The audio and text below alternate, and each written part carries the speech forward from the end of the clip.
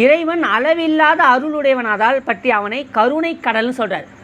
கற்பனை கிடந்த ஜோதி கருணையே உருவமாகி, அவன் உருவம் செம்பொன்லேயோ தங்கத்துலேயோ அந்த சொன்ன பாடுறார். பொன்னார் மேனியனே புலி தோலை அரை கசைத்து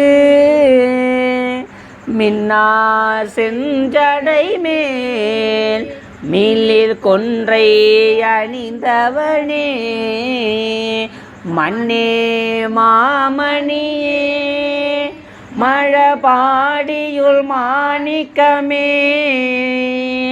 அன்னே உன்னை எல்லால் இனி யாரை நினைக்கேனே. யாரை நினைக்கிறது? நம்ம அந்த ஆளை விட்டா நம்ம யார்?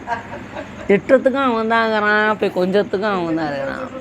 ஆமாம், அதனால் பாருங்கள் சுவாமி அதாவது அவனை கருணை கடல்னு சொல்கிறார். அவனோட கருணை பேரருள் பேர் கருணை.